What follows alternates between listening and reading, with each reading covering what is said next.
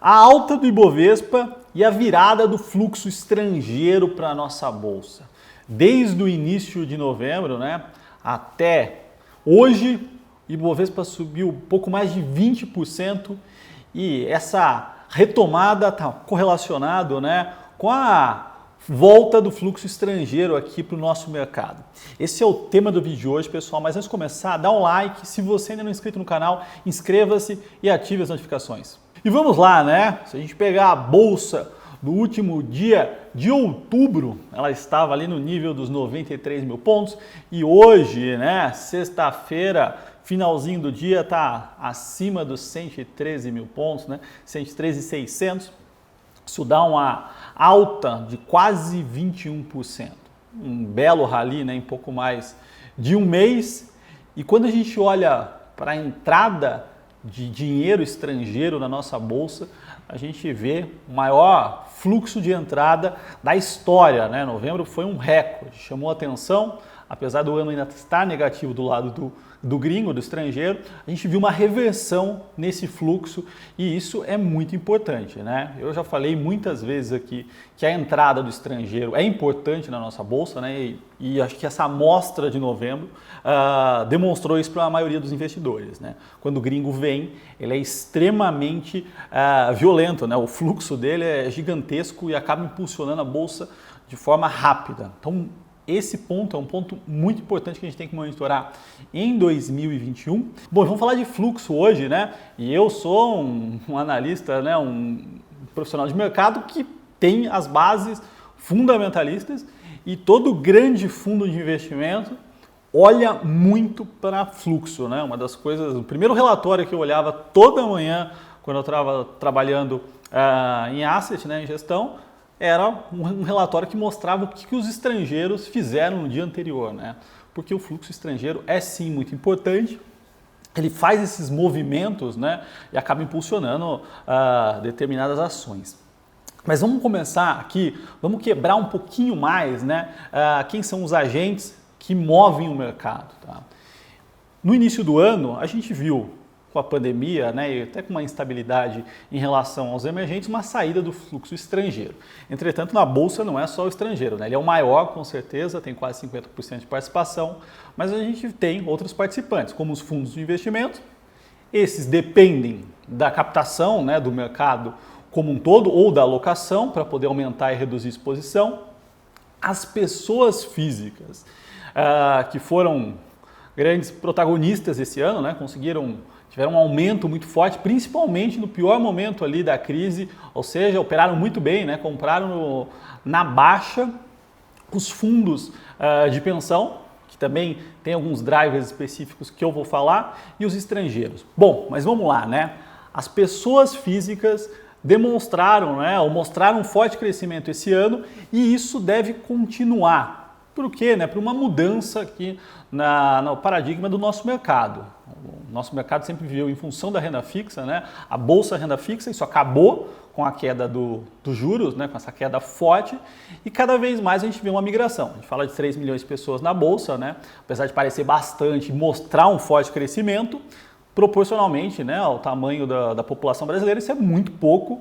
Quando a gente compara com outros países desenvolvidos, né, que tem, como os Estados Unidos, 50% da população investindo em bolsa, ou mesmo de emergentes, né, que tem números acima de 5%, 6%, o Brasil ainda está bem para trás e isso tende a continuar, essa melhora tende a continuar. Então, do lado do fluxo, a gente deve continuar aí assistindo nos próximos anos um aumento do percentual de pessoas físicas investindo na bolsa e isso acaba impulsionando, né, o mercado. Bom, então do lado de pessoas físicas, né, a gente vê aí um cenário positivo.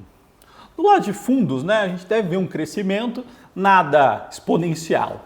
Outro ponto que chama atenção, né, outro agente que chama atenção, são os fundos de previdência. Esses sim podem ser importantes nos próximos anos, né, ou no próximo ano, pelo seguinte: o mandato de um fundo de previdência, né, ele está focado ali para dar a meta, né, a meta atuarial dele daqui a 20, 30 anos, para as pessoas que estão contribuindo agora.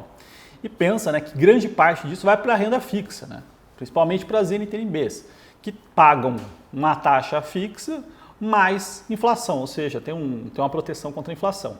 Quando essa taxa começa a fechar e a gente vê no Brasil uma redução das taxas longas, né, de forma mais estrutural, naturalmente os fundos começam a aumentar percentual em ações. Então, se a gente continuar no Brasil com uma queda estrutural das taxas de juros, existe um aumento de fluxo aqui do lado dos fundos de previdência, tá? Isso aqui pode ser um fator que pode ajudar bastante também, mas o ponto principal, né, o ponto que pode dar a porrada na bolsa e que a gente está assistindo, que a gente assistiu em novembro, são os estrangeiros, né? Então, vou colocar aqui para vocês verem qual foi o volume de entrada em novembro, né? Então, a gente está falando de 33,3 bilhões de reais em um mês, ou seja, isso é muito dinheiro, né? 33 bilhões de reais é um volume altíssimo. Quando a gente olha para o ano, ainda é negativo, é um ano muito negativo, a gente está falando aqui acumulado, né, até o final de novembro, 50 bi de saída. Quando a gente olha para o fluxo, né, mês a mês, a gente vê que o estrangeiro começou a reduzir posição no Brasil, né, em janeiro. Né, e isso era por uma questão de tensão nos emergentes em geral. Isso foi um movimento meio que global, agravado por alguns pontos aqui do lado fiscal. Isso impulsionou, né, a redução da posição deles, mas meio que foi compensado pela entrada das pessoas físicas, né? A partir de março e abril aqui, a pessoa física começou a ter um fluxo relevante.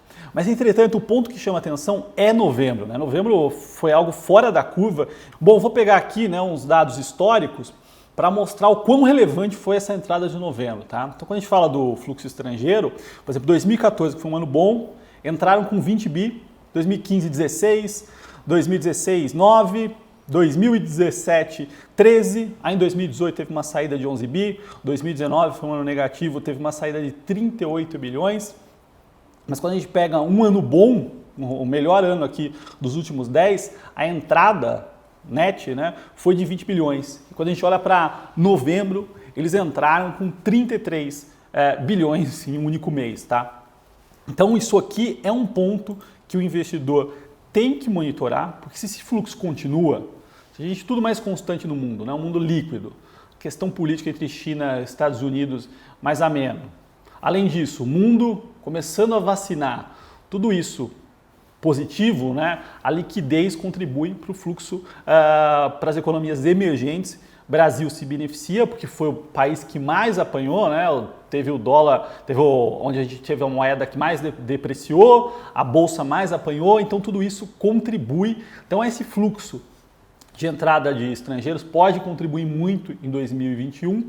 E uma coisa importante, né, para a gente entender aqui, quando o estrangeiro entra, ele entra em ações líquidas, né? Então ele olha muito para o Ibovespa e para as grandes, porque dado esse volume, ele não consegue entrar em ação small cap, ele vai entrar no que de fato é grande. E a gente está falando aqui Petro, Gerdau, Vale, Itaú, Banco do Brasil, Bradesco, e isso a gente consegue ver claramente no movimento de performance do último mês, né? Pegar das últimas semanas. O que está andando na bolsa é tudo aquilo que tem uma forte liquidez, né? E que é o caso, né, das ações que os estrangeiros gostam muito de estar posicionados. Isso também está correlacionado com ações de value, né, que é um ciclo aqui, saída de growth, entrada em value investment, mas está muito ligado ao tamanho também dessas empresas. Então esse ciclo aqui a gente tem que monitorar olhando para os grupos de ações. Quando a gente olha para a pessoa física, né, quando a pessoa física entra forte em bolsa, o que a gente vê? Um movimento forte em small caps. Não, é um perfil, né, pessoa física olha muito para small cap e a gente vê um ciclo forte de small cap. Nesse momento, né, não é o que está acontecendo, o que está subindo forte são as blue chips, né? Entretanto, é bom monitorar essa variação, né, das ações mais blue chips versus small caps. A gente vai ver as ações blue chips andando bem mais. Entretanto, esse gap tende a fechar em algum momento, né? Tem uma defasagem temporal dado o fluxo, entretanto, esse descasamento não vai ficar para sempre, tá? Então é um outro ponto para o investidor monitorar também, porque a gente está vendo, né, muita ação boa, com liquidez menor, ficando para trás, e não significa que elas não são boas, é mais uma questão de fluxo, tá? Então por isso é tão importante olhar para o fluxo, porque pode ter uma enxurrada de dinheiro na nossa bolsa em 2021 e isso impulsionar fortemente os ativos, tá? Então esse é um ponto importante para o investidor olhar em 2021. Bom, se você gostou desse vídeo, dá um like, se inscreva no canal e até o próximo.